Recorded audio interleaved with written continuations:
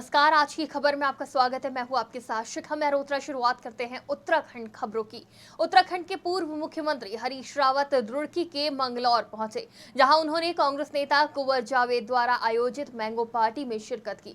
इस दौरान हरीश रावत का अनोखा अंदाज भी देखने को मिला, जहां पूर्व सीएम हरीश रावत टिक्की सेकते हुए नजर आए, तो वहीं 2027 चुनाव की ओर इशारा करते हुए कहा कि आगे का हिस्सा अब कांग्रेस का है। वहीं उन्होंने चुनाव को लेकर भी बयान दिया। उन्होंने कहा कि भाजपा अब जाने की ओर है और हम अब लगातार जीतेंगे। उन्होंने 2027 चुनाव की ओर इशारा करते हुए कहा कि आगे का हिस्सा अब कांग्रेस का है।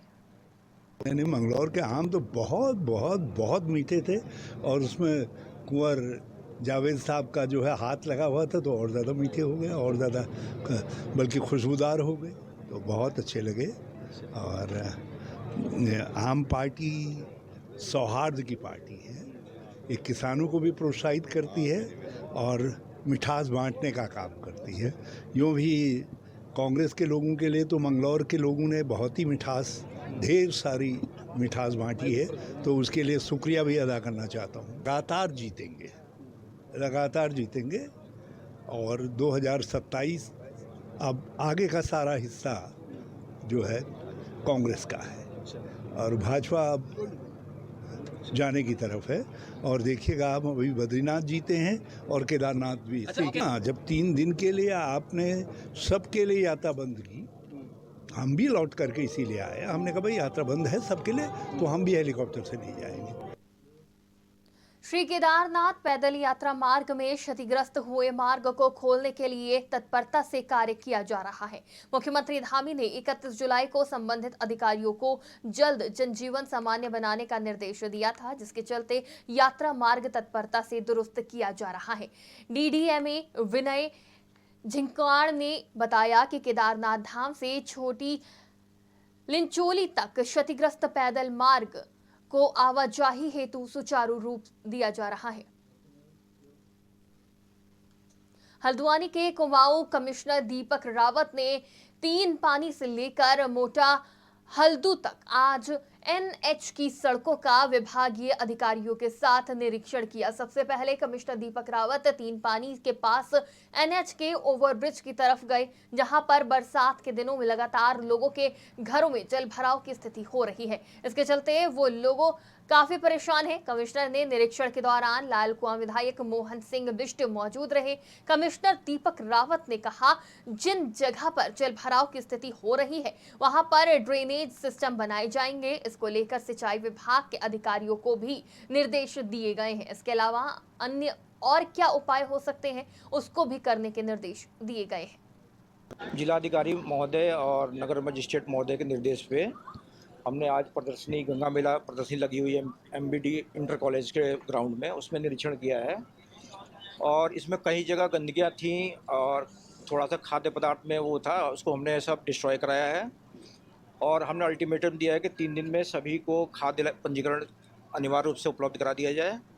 इनसे खुद इनकी जिम्मेदारी सौंपी गई है और इनको कहा गया है कि गुणवत्ता युक्त जो खाद्य पदार्थ वो हमारे जो कस्टमर हैं उनको आपूर्ति होनी चाहिए। एक्शन किया, माननीय विधायक जी ने भी कुछ क्षेत्र यहाँ पे दिखाए हैं, वो काफी दिनों से दिखवाना चाह रहे थे। तो एक तो जो आरओबी बन रहा है एनएच का, उसमें ये इशू है कि आरओबी बनने से अब क्योंकि बहुत सारा पानी एक जगह पे आ रहा है, जिससे लोगों ने बताया कि वो जल की निकासी नहीं हो पा रही। तो उसमें 2-3 स्ट्रैटेजी पे हम काम कर रहे हैं। एक तो जल निगम से हम कहेंगे कि वहाँ पे जहाँ सम्प्स बनाने की अगर अवेलेबिलिटी है, सम्प बनाने की पॉसिबिलिटी यहाँ पे है, तो वहाँ पे सम्प्स बना के इस पानी को हम निकाल दें।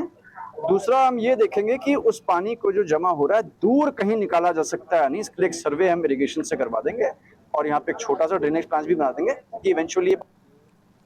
हल्द्वानी में नुमाइश में खाने पीने की चीजों में आम जनता के स्वास्थ्य से हो रहे खिलवाड़ की शिकायत मिलते ही आज खाद्य सुरक्षा विभाग ने छापेमारी की। इस दौरान नुमाइश के अंदर लगे खाने पीने के स्टॉल में कई तरह की लापरवाही मिली। खाद्य सुरक्षा विभाग द्वारा जब तेल की जांच की गई तो उसमें मक्खियां तैरती हुई मिली। गंदे पानी को दुकानों के बाहर ही फेंका जा रहा था, जिससे सड़क पर सड़न पैदा हो गई थी और गंदी बदबू फैल रही थी, जिससे बीमारी उत्पन्न होने का खतरा भी पैदा हो गया था। खाद्य सुरक्षा विभाग के अधिकारियों ने नुमाइश संचालनकर्ता को अलग 3 दिन के अंदर सभी फूड लाइसेंस बनाने के निर्देश दिए हैं। अगर नुमाइश संचालक द्वारा खाद्य सुरक्षा के नियमों का पालन नहीं किया जाता है तो विधिक तौर पर कार्रवाई अमल में लाई जाएगी। पूर्व विधायक प्रेमानंद महाजन और आप पार्टी के जिला अध्यक्ष सुभाष व्यापारी ने भारत सरकार से बांग्लादेश में हिंदुओं के ऊपर हो रहे अत्याचार को रोकने और उनकी सुरक्षा की मांग की और बांग्लादेश के राष्ट्रपति से बात करने का सुझाव पेश किया। इस दौरान प्रेस वार्ता करते हुए पूर्व विधायक परमानंद महाजन ने कहा कि पड़ोसी देश बांग्लादेश में तख्तापलट के बाद बांग्लादेश में अल्पसंख्यक खासतौर से हिंदुओं के ऊपर अत्याचार किया जा रहा है, जिसकी घोर निंदा हम सब करते हैं। साथ ही उन्होंने भारत सरकार को अविलंब हिंदू के ऊपर अत्याचार रोकने का निर्णय लेने की मांग की। बांग्लादेश भारत का पड़ोसी और मित्र देश है और ये जो हुआ महाघटना तो ये भी किसी देश की लोकतांत्रिक व्यवस्था के लिए बिल्कुल अच्छे संकेत नहीं है और भारत वो उनका आंतरिक मामला है। अब वहाँ जो इश्यूज़ हैं, वहाँ की जो अभी घटनाक्रम घटी है वो वहाँ के लोकतंत्र को स्थापित अगर करना है तो भारत को उस दिशा में काम करना चाहिए, मुझे लगता है। बांग्लादेश सबसे पहले तो मैं कल के बांग्लादेश में जो तख्तापलट हुआ है, एक निर्वाचित सरकार का तख्तापलट दिया गया है कट्टरपंथियों द्वारा। उसमें कहीं ना कहीं विदेशी साजिश भी है, हमें लगता है, तो वो बहुत बुरा हुआ। बांग्लादेश माननीय शेख हसीना जी के नेतृत्व में जहाँ तक विकास के रास्ते में जहाँ तक पहुँच गया था, मैं समझता हूँ एक समय भारत से भी अच्छी उनकी स्थिति रैंकिंग विंग में उन लोग आ गए थे, इनकम में आ गए थे। आज वो उनका जो उन्नति कल से मैं समझता हूँ वो रुक गया है, बहुत बुरा हुआ है वहाँ के आमजन के लिए। ये सबसे पहले तो मैं उत्तराखंड की खबरों में फिलहाल इतना ही। देश और दुनिया की तमाम खबरों के लिए देखते रहिए आज की खबर।